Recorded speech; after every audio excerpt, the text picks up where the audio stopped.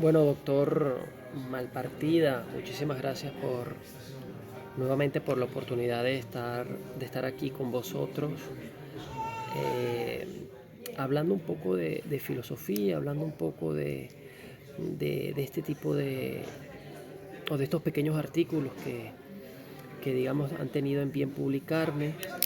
Eh, Hago la aclaratoria.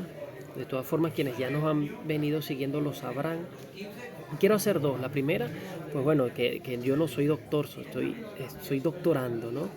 Pero bueno, insisto, quienes han venido siguiéndonos ya lo sabrán. Y segundo, que en un video anterior que grabamos, por hablar rápido y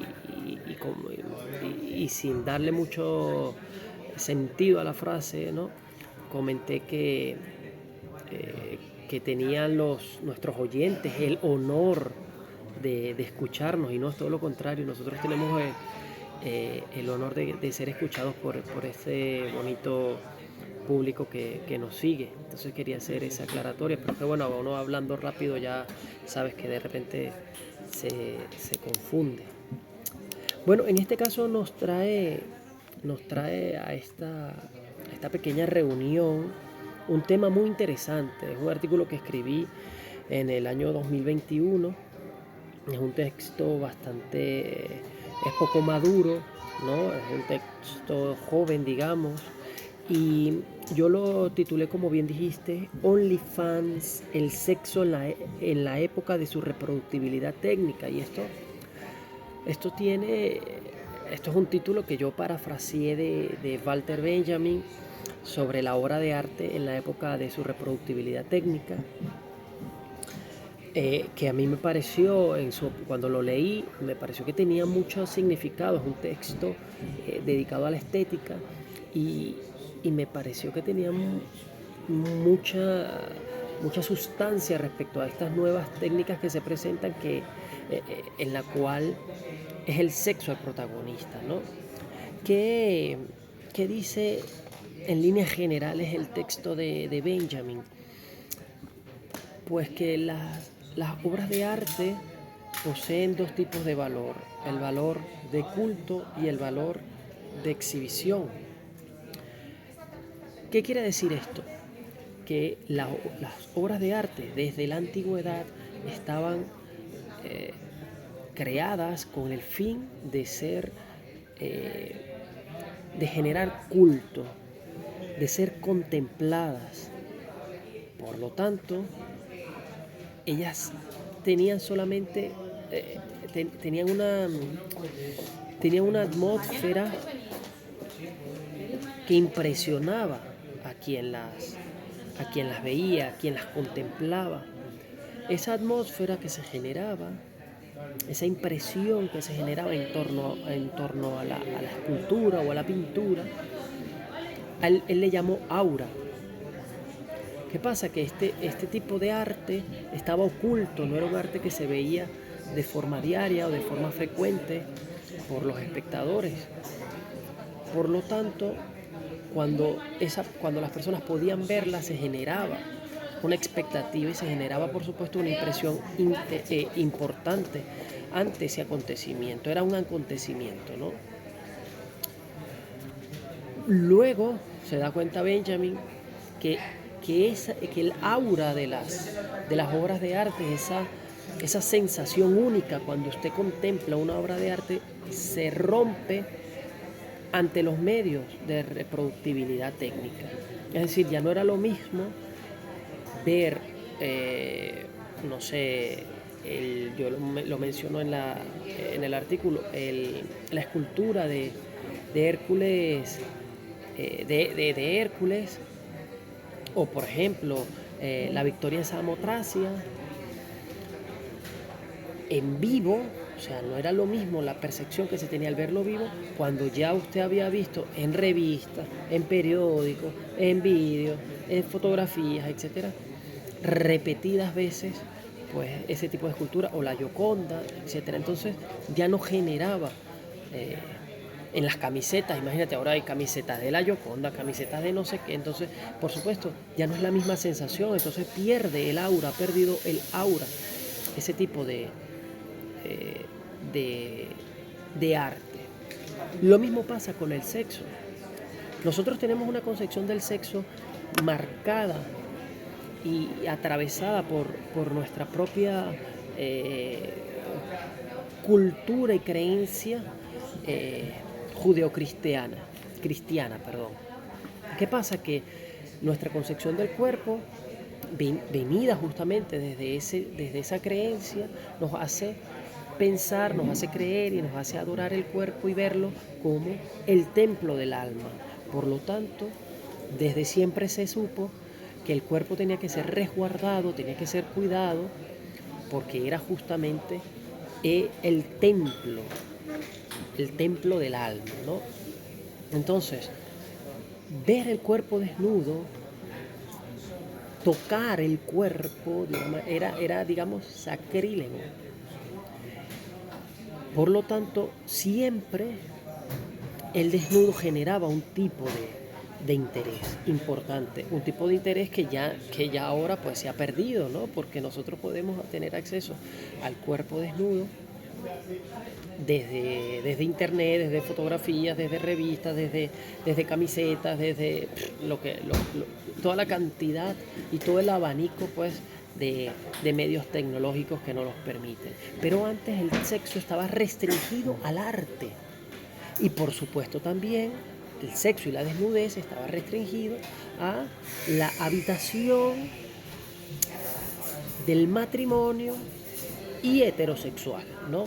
Es decir, el sexo no tenía cabida en la cocina, el sexo no tenía cabida en el baño, el sexo no tenía cabida entre parejas no heterosexuales, el sexo no tenía cabida para algo que no fuese más allá de la reproducción, ¿no? Y todas estas son concepciones que nos daban, que teníamos desde nuestra herencia judeocristiana, ¿no? Porque ya sabemos que los griegos tenían una concepción distinta. Pero sí es cierto que desde las épocas antiguas el sexo se reproducía de una manera única en jarrones, en ánforas, en tazas, en esculturas, etc. Entonces, las personas, los espectadores, cuando veían ese tipo de arte, les generaba no un morbo, sino les generaba una sensación única, la aparición de algo único que no se podía ver frecuentemente. Y eso es lo que Benjamin llama el aura, ¿no? Entonces el cuerpo estuvo reprimido por mucho tiempo, por muchos años, por toda nuestra historia, por ser una obra divina. De hecho, si nosotros nos vamos al libro del Génesis, yo lo explico aquí ahí en el artículo, nos damos cuenta que cuando Adán y Eva prueban el fruto prohibido, pierden ese traje de gracia, el gracia indumentaria que los cubría y que digamos no les permitía ver la obscenidad del cuerpo, ¿no? Entonces ellos se cubren con sus manos en principio y luego háganme un cinturón con hojas de higuera, ¿no? Entonces ya nosotros venimos marcados por ese pecado original, ¿no? Por lo que de forma originaria el sexo y la desnudez están marcados desde lo pecaminoso, desde lo sacrílego, pero también desde la cultura griega están marcados por la religiosidad y por la fecundidad, porque el griego antiguo pues hacía festivales para honrar la fecundidad, para santificar la fecundidad a través del desnudo, a través de la presentación incluso a través de la prostitución como tal, ¿no? O sea, una prostitución no en el sentido actual, sino una prostitución más bien un tipo de mujer que se entregaba al sexo, pero con un motivo sacro en pro de la fecundidad, ¿no? Ya dije antes que el sexo estaba reducido al lecho matrimonial y heterosexual desde el punto de vista cristiano. Hoy día tenemos la oportunidad, digamos, de desocultar los medios técnicos de reproductibilidad técnica. Han desocultado en sentido heideggeriano al sexo como tal, ¿no? a esa, al estar reprimido el sexo, lo que hace la técnica actual es desocultarlo, desocultarlo a través de la televisión, desocultarlo a través de la fotografía, desocultarlo a través de la publicidad, etcétera, etcétera. Por lo tanto, para nosotros, un cuerpo desnudo ya no es, ya no genera la misma sensación, ya no tiene el mismo aura que podía tener hace 200 o 100 años una persona que veía un cuerpo desnudo. De hecho, sabemos todo el problema que se generó cuando las mujeres utilizaban minifaldas, cómo llegaron a verse las mujeres que mostraban las primeras mujeres que mostraban desnudo en el teatro o en la televisión. De hecho, por allá en 1916-17, no recuerdo bien la fecha, perdónenme la imprecisión, se presenta Salomé en Graz, en Berlín, y fue una obra bastante que cruzaba, que rompía muchos estereotipos, ¿no? Entonces, muy transgresora, y creo que hubo un momento en el cual Salomé en Graz, esa obra de teatro, digamos, esa puesta en escena fue censurada. Entonces cuando empiezan a salir este tipo de mujeres a mostrar su cuerpo por la televisión, por ejemplo, pues eran tildadas de prostitutas prácticamente, ¿no? Hoy eso no pasa, hoy es todo lo contrario, hoy existe una cantidad de aplicaciones de las que ya vamos a hablar, en las cuales más bien el desnudo, el sexo es el pilar fundamental, y en el cual ya no se ve a esa persona que se desnuda y que tiene sexo a través de las cámaras como una prostituta o como un hombre que vende su cuerpo como un prostituto, sino que se ve más bien como unos modelos. Por lo tanto, yo digo que surge una nueva categoría. Yo en su momento quería escribir como una nueva ontología, ¿no?, de lo que sería la persona que se muestra ante cámaras desnuda o practicando sexo, que es la de el modelo webcam, ¿no?, o el modelo de OnlyFans, que ya no siente vergüenza por mostrarse ante los medios desnudo, teniendo sexo, sino todo lo contrario, lo promociona, lo publicita, porque a medida que tiene mayores seguidores en su canal o en su espacio de transmisión, son mayores las ganancias. Pero obviamente quien ve a ese modelo, también el espectador, el seguidor, etcétera, no considera a quien ve como una persona que está en un medio de prostitución, sino lo considera como un modelo. Lo considera como un modelo de sexo bajo demanda. Es una categoría, una ontología distinta, ¿no? Pero yo estoy hablando ahora mismo de este tema del aura. ¿Qué es el aura? Para decirlo literalmente como lo veía Benjamin, es el aparecimiento único de una lejanía, es esa sensación que incluso religiosa, porque te religa con lo más profundo de tu espiritualidad cuando ves una obra de arte, cuando ves las Meninas, ya digo, cuando ves la escultura de la Victoria Samotracia, cuando ves a la Gioconda, etc. Y eso se pierde cuando tú te familiarizas diariamente con este tipo de arte, digamos, de imágenes. Cuando tú coges el móvil y en el fondo de pantalla tienes, insisto con el mismo ejemplo, a la Gioconda, cuando la portada de los cuadernos tienes a la Gioconda, cuando en la publicidad ves a la Gioconda, etcétera, ya pierde, digamos, esa sensación de diferenciación, esa sensación, esa esencia, ¿no?, que digamos te generaba el verla personalmente o de estar ahí en presencia de esa obra de arte. O las Meninas, ahora que está muy en boga. Hace un par de años veíamos en toda Madrid cómo estaban ubicadas distintos tipos de figuras relativas a las Meninas de Velázquez, que el doctor Castro Flores en su canal de YouTube hizo una crítica importante acerca de esto, ¿no? Entonces, Walter Benjamin, voy a hacer un paréntesis aquí rápidamente para que nuestros oyentes sepan de quién estamos hablando. Fue un importante filósofo alemán que se asocia con la escuela de Frankfurt. Él nace en 1892 y muere en 1940 de una forma bastante trágica porque él estaba huyendo del nazismo y muere huyendo. Hay un caso, digamos algo específico en esta muerte de Walter Benjamin que es bastante trágico, que es que cuando él va a cruzar de Francia a España cierra la frontera. Ese día es el único día que cierra la frontera y él siente que todo ha terminado, que va a ser atrapado y que ya no tiene ninguna salida. Al ver que cierra la frontera, por lo tanto, él se suicida. Además, se suicida de una manera bastante tormentosa, bastante difícil, bastante fuerte, bastante traumática. Y resulta que luego de morir, el día siguiente abren la frontera, ¿no? Entonces, eso fue en Portbou y en la frontera franco-española. Por lo tanto, también la muerte de Benjamin tiene un aura especial, ¿no?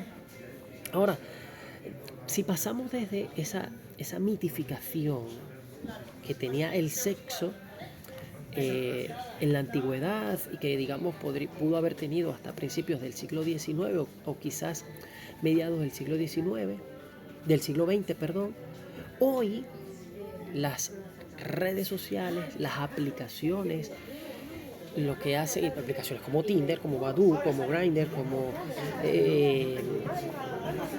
OnlyFans, como Just4Fun, Can4, etcétera, lo que hacen es desmitificar el cuerpo y por ende el sexo, ¿no? Sí. O sea, no entra más detalle. Yo le he dicho, digo, he mirado preconcebido, tal, estamos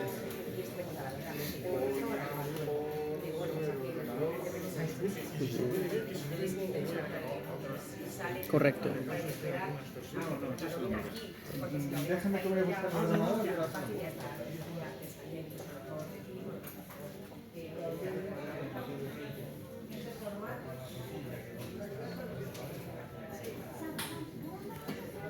Sí.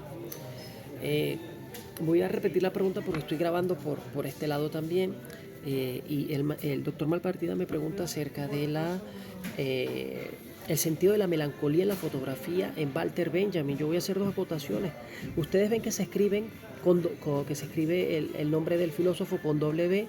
Lo que pasa es que bueno, en estos círculos estamos acostumbrados a decirlo en alemán, y la W en alemán se pronuncia como una V o una V de vaca, V labidental.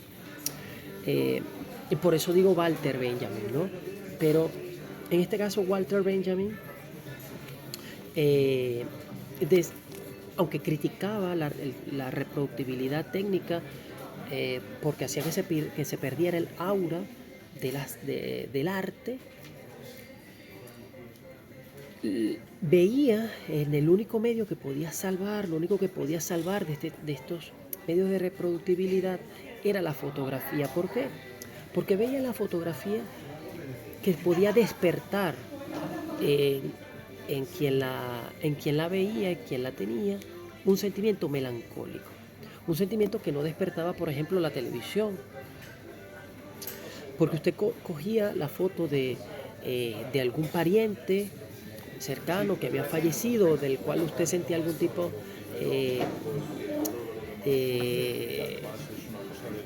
lo extrañaba, pues usted podía vincularse a él de una forma melancólica, podía traerle recuerdos. Por lo tanto, es el único medio de reproductibilidad técnica que Walter Benjamin, digamos, puede considerar positivo ya no para la obra de arte, sino para la persona como tal, ¿sí? Era porque despertaba ese sentimiento que ante la imagen que estaba viendo sobre un ser querido, sobre una persona que extrañaba, etc. La diferencia es que eso no lo hacía, por ejemplo, la televisión. Pero bueno, no, se le hace, igual la ventaja. Entonces, yo para continuar decía que una de las cosas negativas que tienen estas aplicaciones de sexo bajo demanda, OnlyFans, etcétera, es que se banaliza mucho el cuerpo, ¿no? Entonces hay una contradicción aquí. La primera es que se banaliza mucho el cuerpo. ¿Por qué? Porque se le da un carácter sobredimensionado al cuerpo, a la belleza, a la estética, pero por otro lado también estas aplicaciones democratizan, por decirlo de alguna manera, al cuerpo. Es decir, que cualquier persona que tenga la oportunidad de utilizar una cámara web o de utilizar una cámara desde su móvil, puede grabarse mostrando su cuerpo, teniendo sexo, etcétera, y poder transmitirlo. Es decir, ya yo no necesito de un estudio de grabación, sino que con los instrumentos de bajo costo ya yo puedo crear mi propio estudio de grabación. Por lo tanto, se democratiza, digamos, la desnudez y se democratiza el acceso al negocio del sexo, ¿no? La belleza del cuerpo venía dada justamente por la imposibilidad de mostrar esa desnudez propia del ser humano. Por lo tanto, es que cuando empieza estos negocios, gracias a la técnica de mostrar en pleno el cuerpo humano, ya no desde el punto de vista científico, ya no desde el punto de vista del arte como tal, del arte tradicional, sino como un arte tecnificado desde las revistas Playboy, desde las películas como Deep Throat, Garganta Profunda, etcétera, pues empieza a desocultarse el cuerpo femenino, incluso el cuerpo masculino y además pues el sexo, ¿no? Entonces se pasa, cuando empiezan cuando ya se empieza a comercializar con la imagen corporal, con el desnudo y con el sexo, se pasa de la imagen, del valor de culto que se tenía con la antigua usanza y al antiguo arte que podía mostrar la desnudez a través de ánforas, de jarrones, de esculturas, de pintura, etc. Se pasa a un valor de exhibición, que es lo que genera dinero y es lo que buscan, por supuesto, a los que se suman grandes empresas y por lo cual se forma y se crea una importante industria pornográfica, ¿no? Que además, si usted tiene mayores detalles, puede ir a Testo Yonki, Testo con S, Testo Yonki, de Paul Beatriz Preciado, donde hace ella un análisis interesantísimo acerca de la industria pornográfica y además hace un estudio en otro libro interesantísimo de Pornotopia, si no me equivoco, acerca de cómo desde los Estados Unidos, a través de la industria pornográfica, entre ellas específicamente Playboy, su fundador, hace muestra más bien toda una gama de arquitectura y diseño arquitectónico que está al fondo de la sexualidad, pero que lo que hace es proyectar, ya te digo, una tendencia arquitectónica y un estilo arquitectónico único y representativo de la cultura norteamericana. Ese valor de exhibición hace, por supuesto, que se pierda el aura. Es justamente el punto de quiebre, ¿no?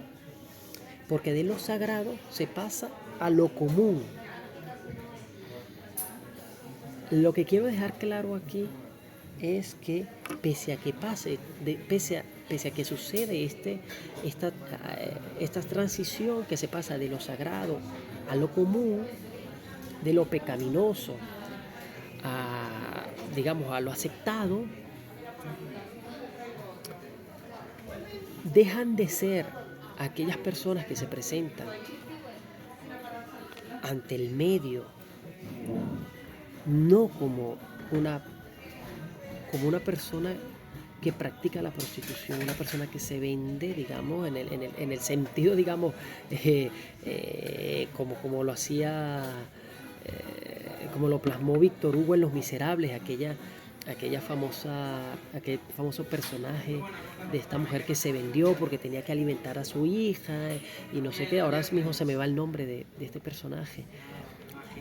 Pero no es esa prostituta de esquina, digamos, sucia, pobre, miserable, que es utilizada. No. El modelo webcam no es hoy ese tipo de...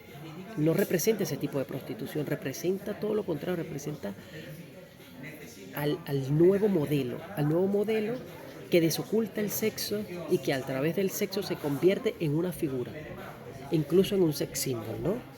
Entonces, OnlyFans no es prostitución, es diferente. Es un modelo de negocio distinto y además incluso hasta respetuoso, ¿no? Incluso hasta respetuoso. Yo creo que más bien esto se pudiese enriquecer, esto que he dicho, con la conversación que pudiéramos tener, doctor, porque estos son los puntos más importantes que yo considero podía exponer.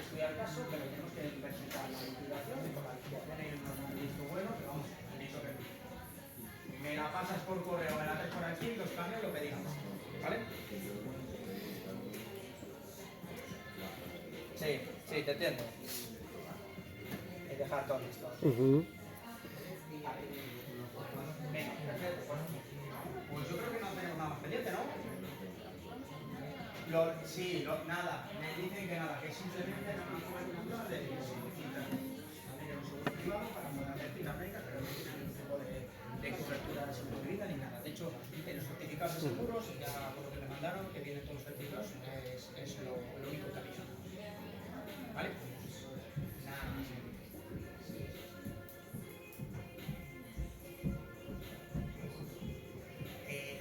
Sí, todo el tema de los recibos. Te la tengo como esta oficina de otra territoria, te la tengo solicitado, me darán el orden. El problema yo voy a tener todas las comunicaciones de todos los enviados, pero puede que alguno esté cancelado. Dame a ver si entre mañana y pasado te los puedo sacar de todos y te los paso. ¿Vale? Venga, perfecto. Vale, nada, hasta luego.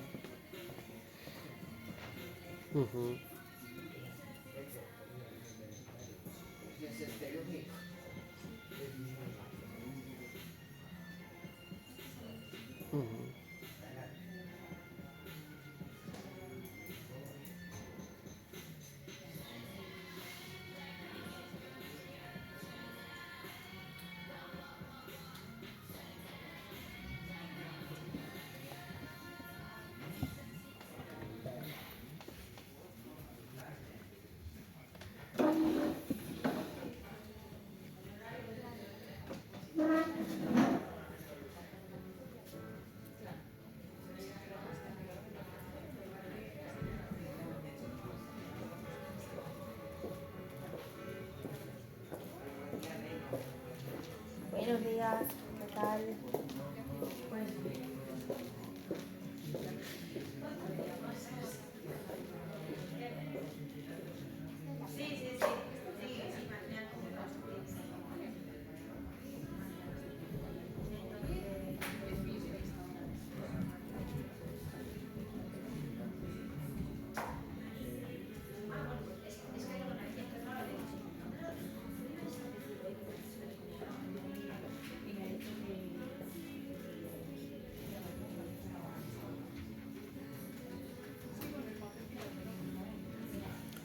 Sí, justamente la imagen podía generar un estímulo, digamos, excitante, sexual, estimulante a quien la veía, justamente por el propio ocultamiento que se tenía del cuerpo humano, ¿no? Sí, en el artículo se muestran algunas anécdotas, por decirlo de alguna manera, o algunos comentarios en los cuales incluso se asociaba la figura de la Virgen María con esa candidez, digamos, de juventud, y además con la belleza propia femenina, por lo tanto podía generar en ciertos momentos algún tipo de estímulo sexual, ¿no? Nosotros podemos darnos cuenta que cuando algo está reprimido y de repente hay una vía de escape en la cual se puede drenar algún tipo de sensaciones ocultas, pues definitivamente cualquier resquicio puede generar un tipo de estímulo, ¿no? Sobre todo cuando se trata de algo sexual. Entonces, en dos platos, las imágenes en su momento representaban un valor de culto sobre el sexo, porque era arte, se hacía arte, un ánfora, pero siempre dejaba a la imaginación, digamos, un tipo de estímulo sexual. Lo que pasa es que todo eso se rompe, o sea, quedó como algo mínimo en comparación a todas las técnicas que vienen posteriormente, porque ahora mismo una persona que tiene la oportunidad de suscribirse a una página, a un canal como de OnlyFans de algún modelo, pues el estímulo es muy distinto al de el hombre de hace, o la mujer de hace, no sé, 50 años, que tenía acceso a una revista de Playboy o de Penthouse, donde simplemente salían mujeres desnudas, pero que quizás, no sé, no había interacción, no había nada, porque ahora en OnlyFans además usted puede interactuar, si es una sesión en vivo o una webcam, una sesión en vivo, diciéndole al modelo, pues, qué es lo que te gustaría hacer, a través de un pago, por supuesto, o si ya hay algún tipo de simpatía, algún tipo de... Usted le dice, mira, quiero que hagas esto, quiero verte así, quiero verte de esta forma, envíame un beso, etcétera. Entonces hay una interacción que no existía antes. Entonces el paradigma ha cambiado totalmente, pero sin duda alguna que las imágenes en principio generaban un tipo de sensación más que religiosa en las personas. Por eso es que tú acabas de nombrar al Homus Photographicus, que es una forma de definir al hombre, porque el hombre desde el principio de los tiempos, a través de las imágenes, se expresaba y quería dejar constancia, pues, de sus pensamientos, quería dejar constancia de sus actividades, de sus acciones, de su historia, digamos, a través de las imágenes. Pero muchas de esas imágenes también estaban creadas no para la vista de los demás hombres. Muchas de esas imágenes estaban hechas para consagrar a los dioses, no para que los hombres la vieran.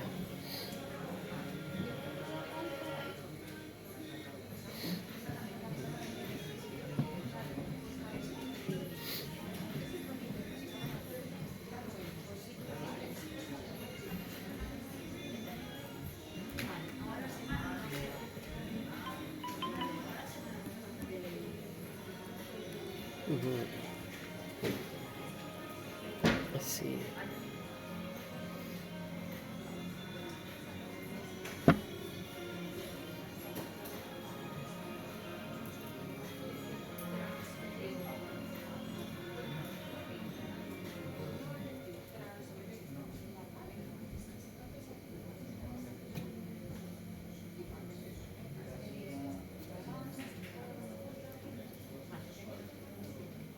Sí, cuando hablamos del nihilismo de la belleza, lo que queremos decir es que ya la belleza se vuelve nada, ¿no? Nihil viene de nada, en latín.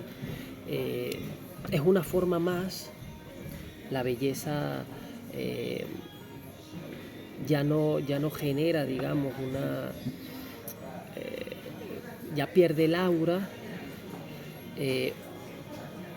o desde otro punto de vista pudiéramos decir que la belleza justamente termina siendo la protagonista, pero en el conjunto hay otras cosas que se quedan atrás, ¿sabes? Con esto quiero decir que Agamben lo que critica es el hecho de que todo todo se perfile hacia lo estético, hacia la belleza, y desde el punto de vista de este artículo, desde el morbo, ¿no? Ya no como una obra de arte como tal, sino desde el punto de vista de la estímulo sexual que te pueda generar. Ese es el Ese es el genérico, el pero hay que sentido que se cambiarle le da allí. desde el artículo, doctor. Pero el nihil, insisto, viene del latín nada, y lo que hace es que se desvanezca el resto y que solamente quede la parte estética, ¿no? Que es la parte que al final va a generar no un valor de culto, sino un valor de exhibición. Entonces se mercantiliza.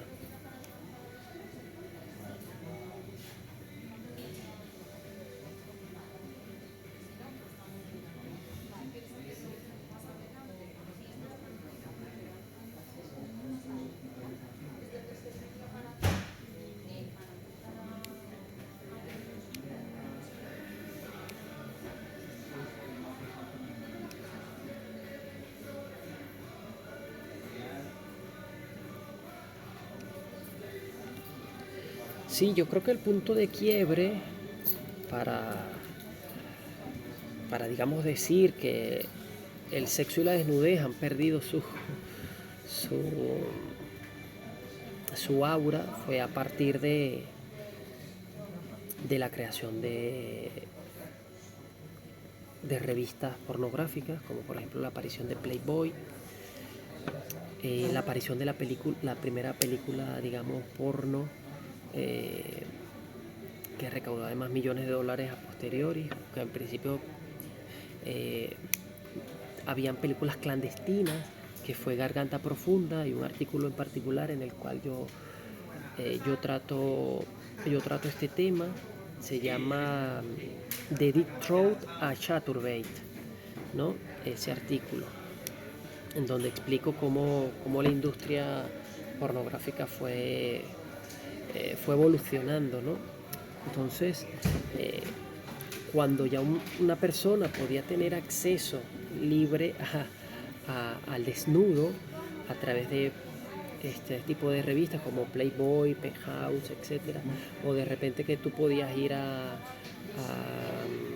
no sé, a un taller mecánico, siempre yo creo que es el paradigma de esto, ¿no?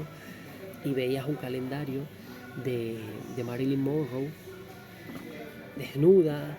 Yo creo que a partir de ese momento, con este tipo de libertades también políticas, se empieza a perder el aura del desnudo. Sin embargo, no ha sido tan intenso como desde la aparición de Internet.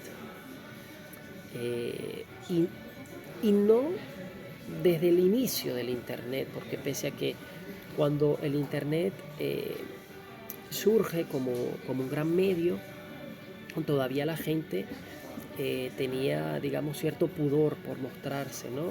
Ante una multitud de gente que se conectaba a Internet.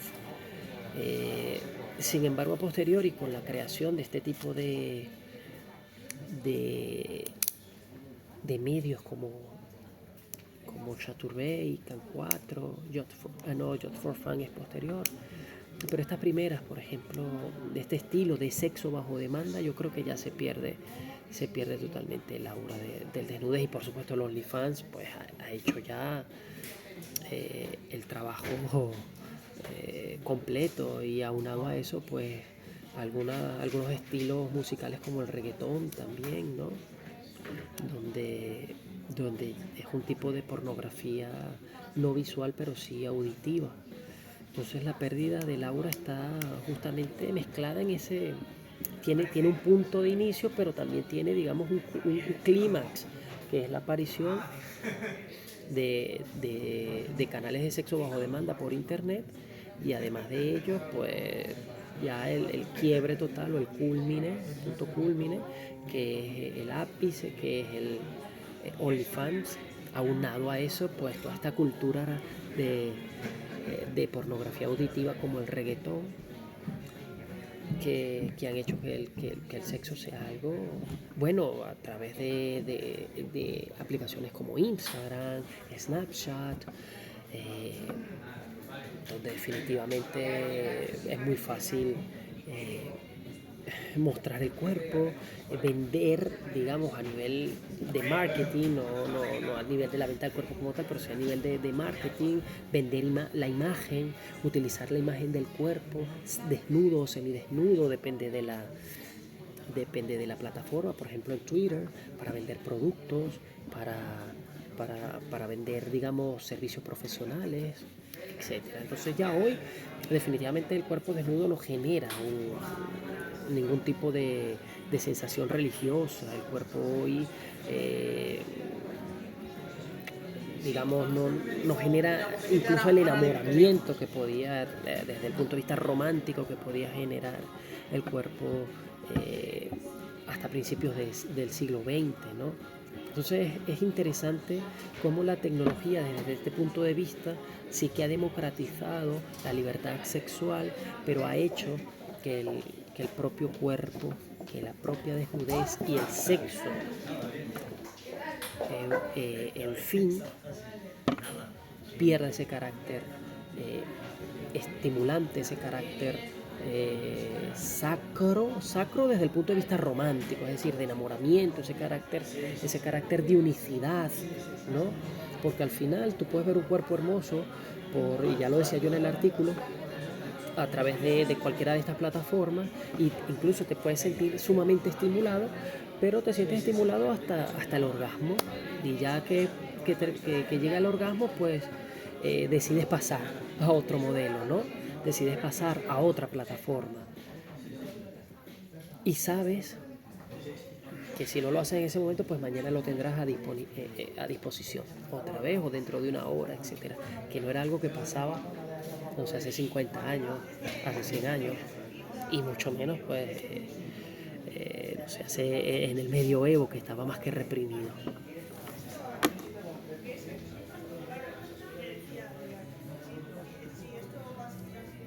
Uh-huh.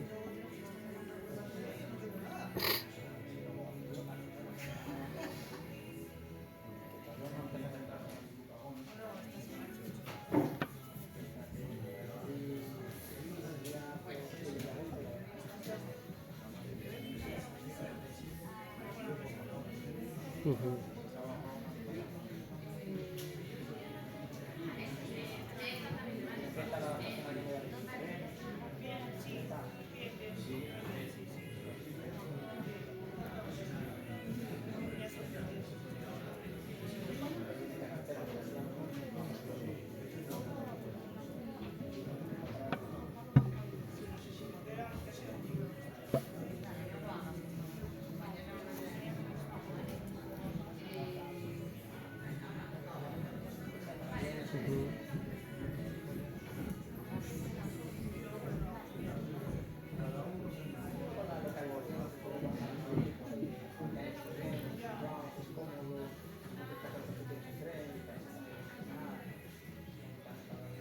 Sí.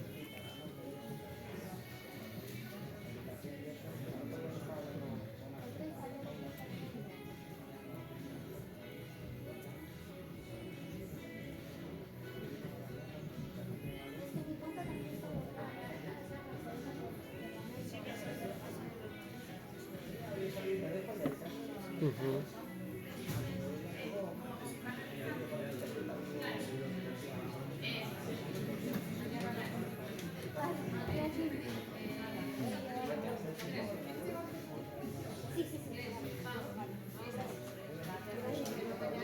Hasta luego.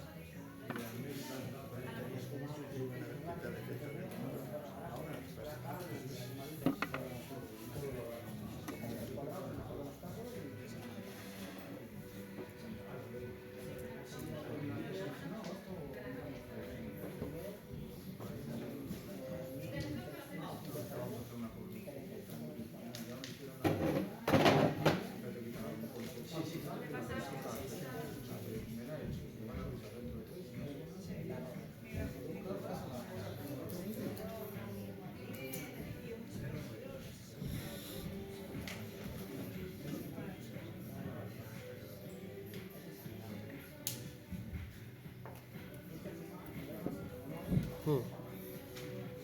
Juan, Florentino, lo guías, si me interesa me llamas y lo que sea, si quieres venir con la mujer. Venga, hasta luego. Hasta luego. Lea, chao.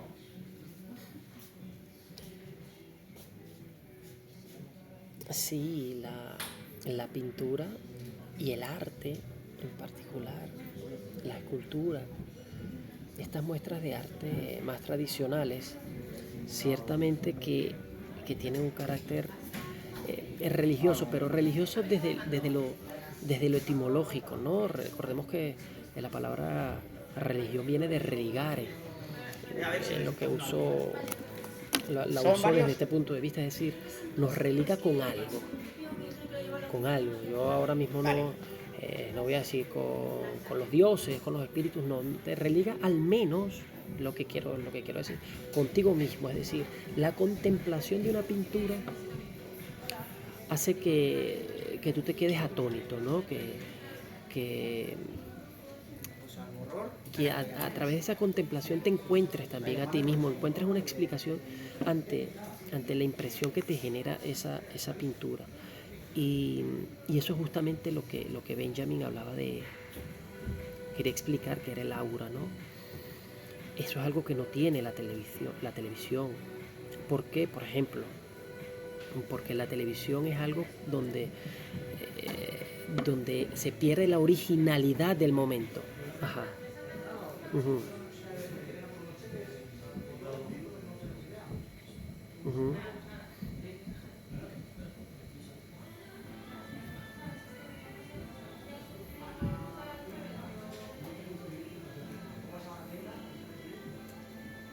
Uh-huh.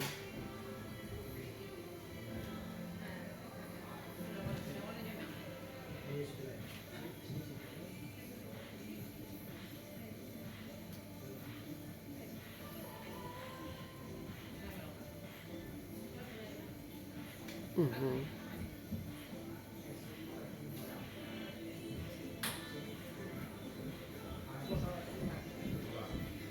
Uh-huh.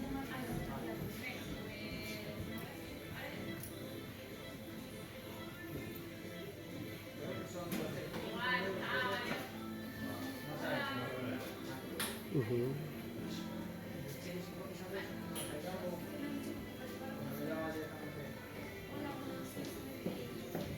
Imagínate.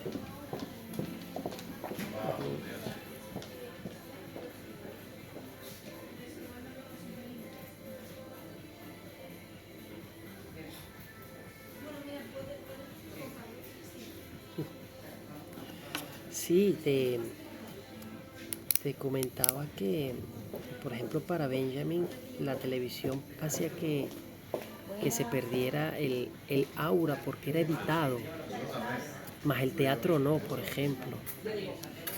Y es interesante porque cuando, por ejemplo, tú, ahora que me dices que te relacionaste en ese momento con estos dos pintores españoles, que era Velázquez y el otro no recuerdo cuál fue que me dijiste, pues aunque haya sido, no sé si era una enciclopedia, me dijiste, a la que habías accedido, algo como una enciclopedia era. Uh-huh.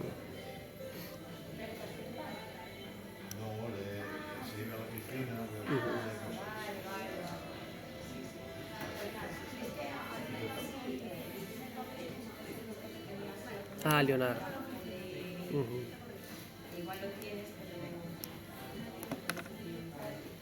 Uh-huh.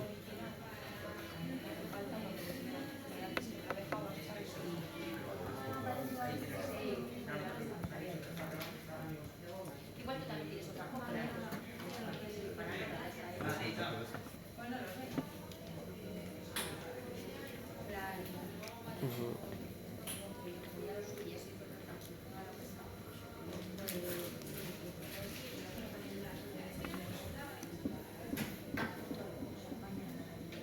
Uh-huh.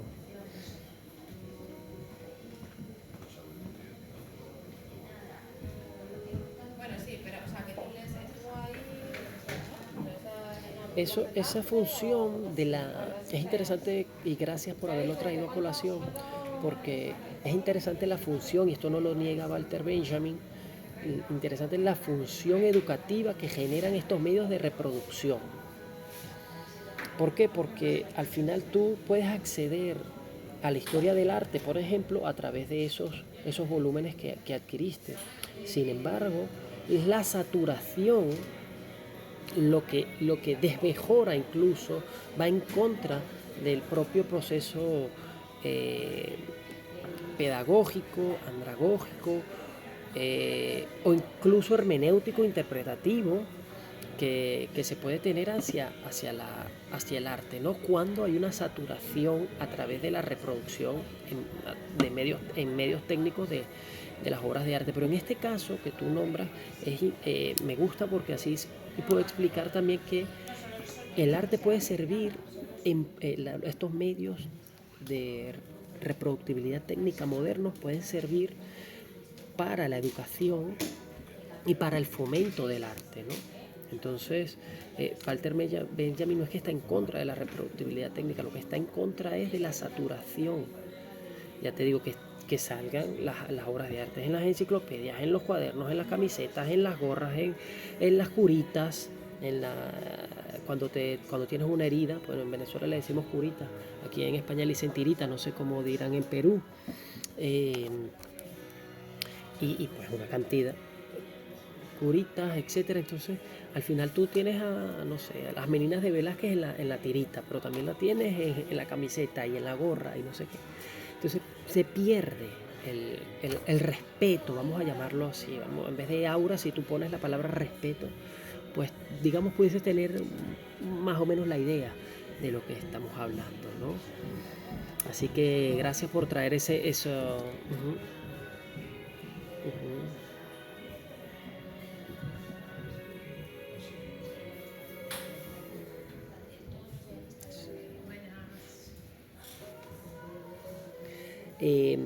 Pues bueno, muchísimas gracias a usted, doctor Malpartida, a través del Instituto Peruano de Inteligencia Artificial y Ciudadanía Digital, que se interesan en este tipo de temas, que se interesan en mis escritos, que nos dan esta oportunidad, que me brindan este espacio para transmitir algunas de las cosas de las cuales he escrito. Gracias por vuestro interés, gracias a usted por todo el apoyo que me brinda. Y por último, pues decirles que esto es un artículo que está pensado también para la crítica por parte de quien lo lee, y en este caso ya a través de quienes nos escuchan, para mejorarlo. Es parte de un trabajo que puede ir creciendo y también de generar un poquito de pensamiento crítico, ¿no? Yo no quiero que se vea este artículo, nunca he querido como en contra de las redes sociales o en contra de este tipo de plataformas, insisto, que son democratizadoras del sexo y de la desnudez, pero sí creo que es bueno enfocarlas, ¿no? Y no mirar hacia otro lado en base a este tipo de plataformas y de medios de reproductibilidad técnica que si no se marcan pueden hacer mucho daño, ¿no? Y que también si no se marcan si no se pone la mira desde el pensamiento filosófico, sociológico, etcétera, y lo dejamos de lado, pues al final no lo vamos a poder utilizar de la mejor manera, ¿no? Gracias a todos, gracias a usted, doctor Malpartida. Y insisto, esto no es un llamado a que la gente muestre su cuerpo, no es un llamado, no es una apología al sexo por internet, pero tampoco es una crítica, ¿sí? Es solamente una mirada crítica a este tipo de tecnología. Muchísimas gracias.